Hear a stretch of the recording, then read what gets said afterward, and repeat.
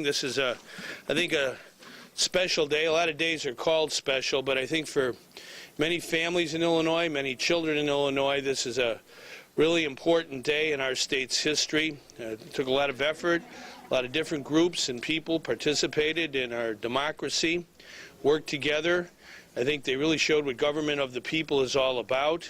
Work with legislative leaders and members of the legislature to accomplish something very, very important. But I think this day really belongs to all those who participated in getting the law passed. Getting a law passed in our state or any state is really something, I think, meaningful. We believe in government where the people call the shots. The people of our state of Illinois, almost 13 million people, they are concerned about a variety of different issues.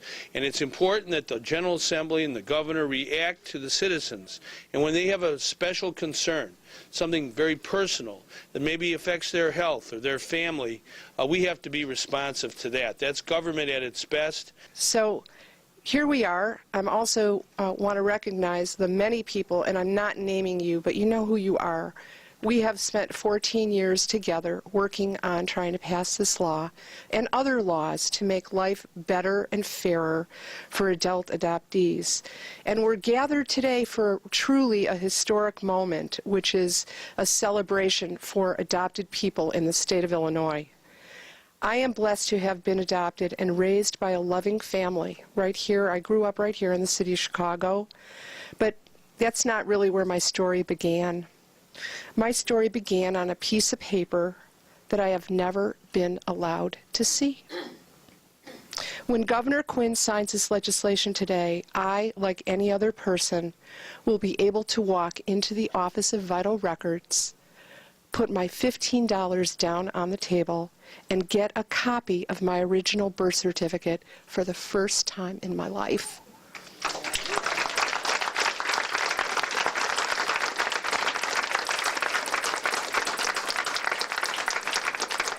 It's really a dream. On it is going to be the name of a woman who gave birth to me 53 years ago. I can hardly wait to hold that piece of paper in my hand. To some, it may not sound like a big deal, but it is. It's a right that a lot of you who aren't adopted take for granted. There's a lot of people in this room who have been denied this privilege all of their lives, and restoring this right today is of seismic magnitude. It has been an honor to work on this legislation, and today is no doubt the most meaningful day in my life.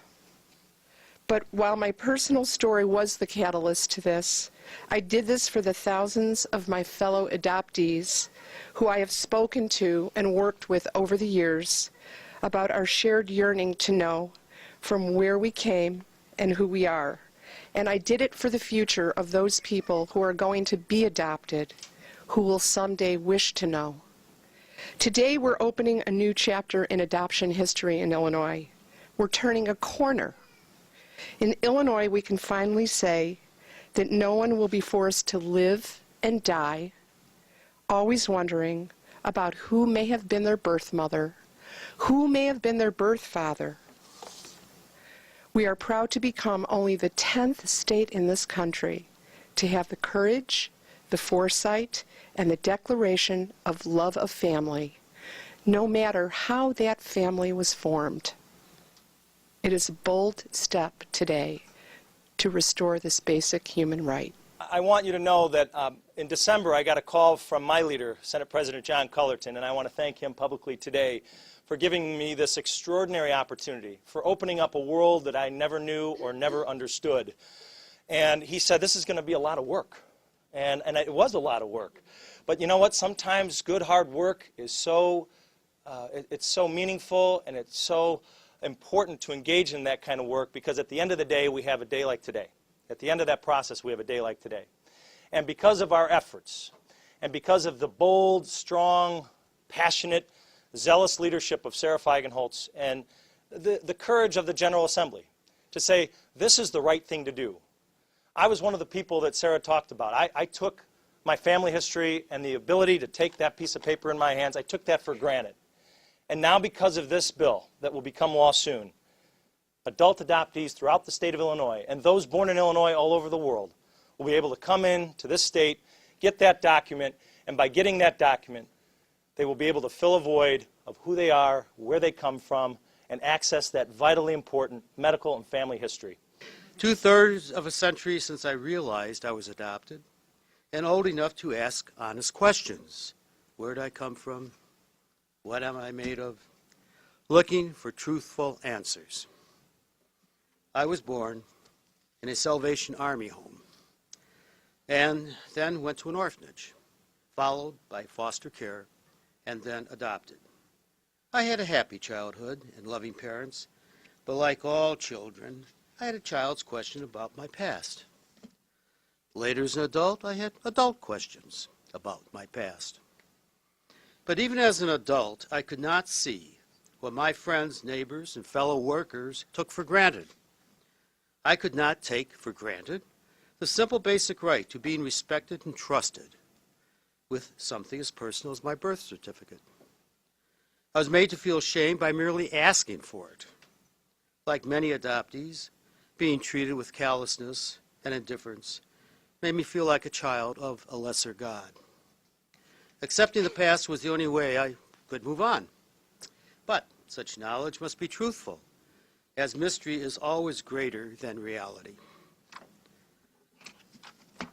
Old age has taught me that central to life is the hard reality that only truth can make us free. Free to accept ourselves and thereby others. This is why today is so beautiful. I'm truly grateful to Governor Quinn, Representative Feigenholtz, and Senator Wilhelmi for having made this moment possible. After 2/3 of a century of waiting, after 2/3 of a century of being made to feel ashamed, after 2/3 of a century of having the first chapter of my life kept from me, I can now be treated with respect like everyone else and hold my head up high before I die. For the first time in my life, I finally feel whole and proud. As I grew up, I didn't know I was adopted until I was 17 and my mom had passed away, and I found out that day. But one of the things that as I went through high school, I always told them that I was going to be the best football player I could be and the best person that I could be, the best human.